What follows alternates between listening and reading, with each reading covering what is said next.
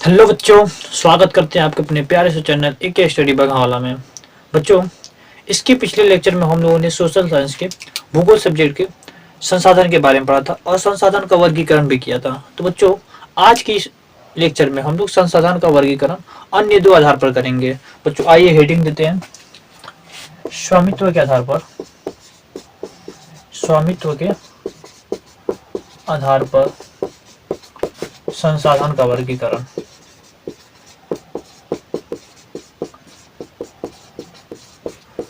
बच्चों, स्वामित्व कहने का मतलब है अधिकार के आधार पर।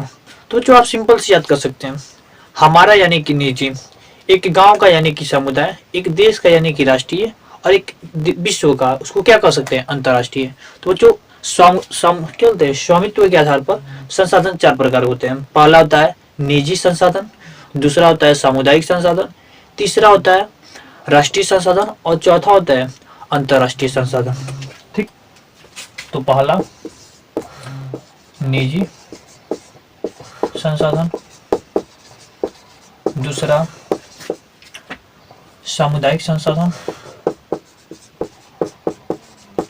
सामुदायिक संसाधन, और तीसरा राष्ट्रीय संसाधन, और चौथा अंतर्राष्ट्रीय संसाधन,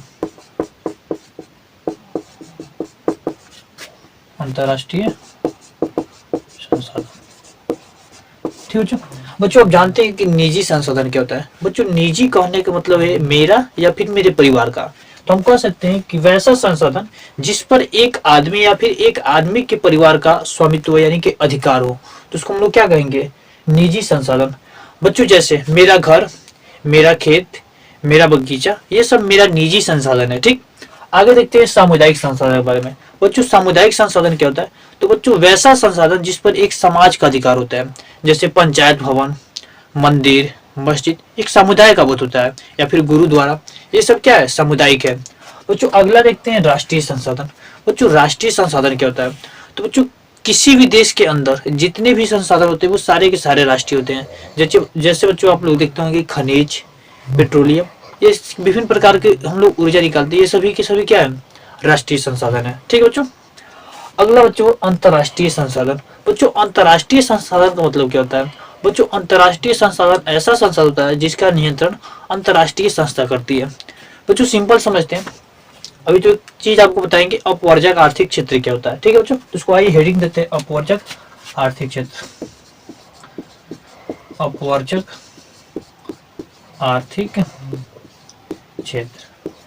बच्चों, अपवर्जक आर्थिक क्षेत्र क्या होता है, बच्चों किसी भी तट रेखा से 200 किलोमीटर जो क्षेत्र होता है ना, 200 किलोमीटर क्षेत्र, उसको हम लोग कहते हैं अपवर्जक आर्थिक क्षेत्र।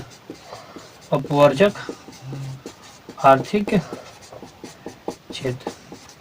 तो बच्चों समुद्र में अगर 200 किलोमीटर के बाद कोई भी संसाधन पाया जाएगा तो किसी भी देश का अधिकार नहीं होता है, उस पर एक अंतर्राष्ट्रीय संस्था का अधिकार होता है। जैसे यूएनए हो गया, WTO हो गया, और WHO हो गया, बहुत सारी ऐसी संस्थाएं हैं जो क्या करती है, विभिन्न प्रकार के संसाधनों को नियंत्रित करती है, विभिन्न प्रकार के संसाधनों को देखती है। ठीक है, देख रेख करती है।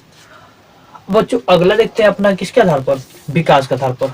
बच्चों, विकास के आधार पर भी संसाधन चार प्रकार होते हैं। विकास के आधार पर संसाधन के प्रकार, संसाधन के प्रकार। बच्चों, विकास के भी आधार पर संसाधन कितने प्रकार होते हैं, चार प्रकार के। तो आइए पहला हेडिंग देते हैं। बच्चों, पहला होता है वो होता है संभावी संसाधन। संभावी संसाधन। बच्चों, दूसरा जो होता है वो होता है विकसित संसाधन। विकसित संसाधन। बच्चों, तीसरा जो होता है वो होता है भंडारित संसाधन, भंडार संसाधन। और चौथा जो होता है वो होता है संचित कोष संसाधन। संचित कोष संसाधन। बच्चों आइए जानते हैं संभावित संसाधन के बारे में। बच्चों, संभावित कहने का मतलब है कि वैसा संसाधन जिसके भविष्य में क्या है, संभावना हो सकती है। जैसे अभी हम कह सकते हैं कि राजस्थान में जो हम लोग क्या कर सकते हैं, राजस्थान में जो पवन ऊर्जा है या फिर सौर ऊर्जा है वो क्या है, संभाव्य है, उसका उपयोग अभी ज्यादा नहीं किया जा रहा है। आगे देखते हैं विकसित संसाधन। बच्चों विकसित संसाधन क्या होता है, ऐसा संसाधन होता है जिसको हम लोग क्या कर सकते हैं, विकसित कर रहे हैं। विकसित करने का मतलब है कि जैसे हम लोग को पता है कि जो जल है वो हाइड्रोजन और ऑक्सीजन का मिश्रण है। हम लोग क्या कर सकते हैं, अगर इसको ज्यादा विकसित होंगे तो ज्यादा टेक्नोलॉजी जब हमारे पास हो जाएगी तो हाइड्रोजन को अलग और ऑक्सीजन को अलग कर सकते हैं, और आने वाला समय में क्या हो जाएगा, एक तरह का ऊर्जा का स्रोत हो जाएगा। ठीक। अगला बच्चों भंडार संसाधन। बच्चों भंडार संसाधन क्या होता है, तो बच्चों वैसा संसाधन जिसे भंडारित किया जा सकता है या फिर भंडारण कर सकते हैं। जैसे बच्चों हमारे पास अभी जल संसाधन है, तो इसको हम लोग क्या कर रहे हैं, भंडारण किए हैं। जब तक पृथ्वी सूर्योदय रहेगा तब तक जल रहेगा, नदियों में जल रहेंगे, समुद्रों में जल रहेगा, तो ये भंडारित संसाधन हो जाएंगे। अब बच्चों लास्ट आता है संचित कोष संसाधन।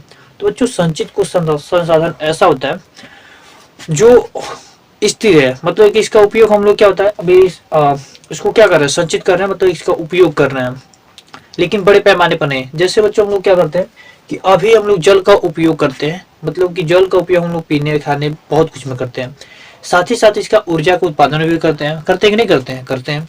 लेकिन क्या होता है कि इसका उत्पादन हम लोग उतना बढ़िया से नहीं कर पा रहे हैं। कहने का मतलब है कि सब जगह ऊर्जा क्या होते हैं, जल के लिए केंद्र नहीं बनाए गए ताकि ऊर्जा का उत्पादन हो सके। कुछ विशिष्ट जगह पर हम लोग क्या किए हैं, जल के द्वारा बिजली का उत्पादन करते हैं। ठीक।